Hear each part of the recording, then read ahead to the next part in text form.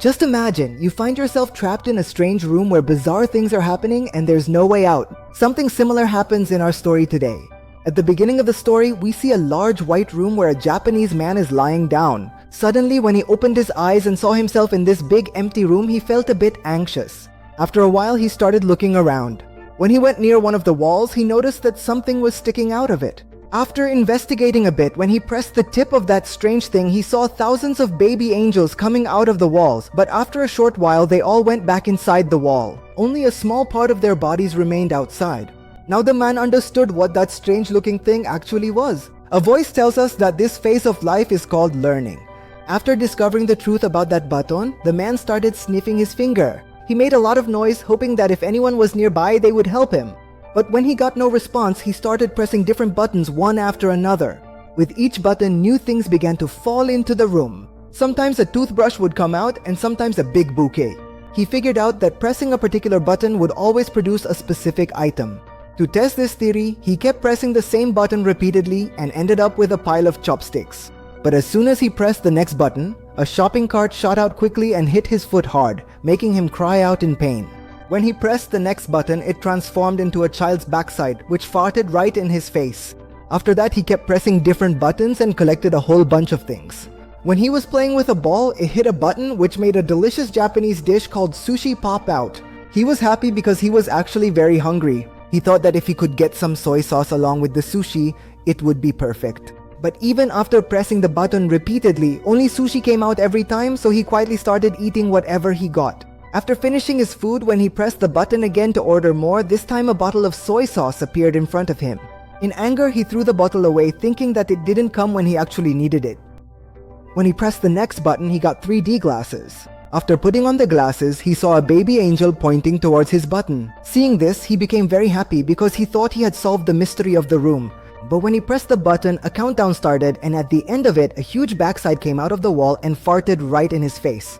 After pressing a few more buttons, he got a book, which he found quite interesting. Within a few hours, he read its 5 parts, but when he pressed the button to read the 6th book, the 7th book came out instead. Frustrated, he pressed another button, but only the 8th and 9th books came out of it as well. Longing for the book, he pressed yet another button. Just then, he noticed a door behind him. Seeing it, he was very happy that he could finally get out. But in all his excitement, he completely forgot which button it actually was. So he just started pressing random buttons. When he pressed the first button, an African man ran from one wall to the other. With the second button, water started pouring on his head, but finally on the third try, the door opened.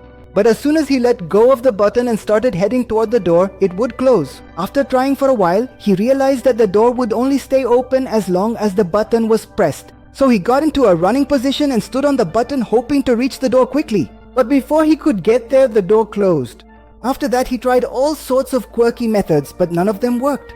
He even tried sitting on a shopping cart to quickly reach the door, but it was all in vain. Then he used his brain and placed a bouquet on the button. But it wasn't heavy enough to keep the button pressed, so now he would have to fill the bouquet. He tried to fill it with water by pressing the water button, but the water just kept falling on his body and nowhere else. Then, thinking cleverly, he filled the bouquet with sushi. With great difficulty, he managed to take it there, but by mistake, he placed the bouquet on another button. After that, the African man came running, and because he collided with him, the bouquet also broke. He started shouting in anger and frustration. He tried a few more small tricks, but every time the door would close before he could reach it. Then by accidentally pressing a button, a rope came down. He figured that by swinging on the rope, he could quickly reach the door. And that's exactly what happened. But when he tried to open the door hidden behind the wall, he realized that it required a key to unlock. He returned to the room before the wall closed. When he angrily kicked the wall, a key started floating in the air. But just like the door, the key would also disappear a short while after releasing the button. Now he had to figure out a way to quickly grab the key and reach the door. But when he pressed the button for the key again, a dog came out of the wall and started barking at him. He got confused again because all the buttons looked the same. After that, he found the right button and placed a piece of sushi on it. After failing once or twice, he finally managed to get the key and reach the door. But the trouble wasn't over yet. There was also a numbered lock above the door. He quickly headed toward the room, but as he was leaving, the wall hit him hard on his backside again. In frustration, he threw the plunger to the other side, and when it hit one of the buttons, the African man appeared again. But this time he noticed that the number 3 was written on the African man's head, and maybe that was the code to open the lock. Since the wall kept closing repeatedly, he managed to unlock the lock in 3 attempts. The door seemed a bit jammed, so he had to use some extra force, and just then, the wall came down again. There wasn't enough space for him to open the door fully. He became desperate and sat down right there crying. He started remembering the time he spent inside the room. He realized how much he actually had in that room. Yes, he couldn't go outside, but he never appreciated the things he did have while he still had time. Suddenly, he felt a gust of wind from his left side. He opened the fake wall and ran outside. The whole place looked exactly the same. It felt as if he was running in the same spot. While running, he reached another room where the light was a bit dimmer. As soon as he entered, the door closed behind him. A voice tells us that this stage of life is called practice. In the room, the man started pressing different buttons. When he pressed one button, fire started coming out of a singer's mouth as he sang, and when he pressed another, a Russian magician's trick failed. When he pressed the third button, a man in China started barking at his own dogs. The man noticed that, unlike the previous room, this room had no ceiling. Instead, light was coming in from above, and angels were flying around.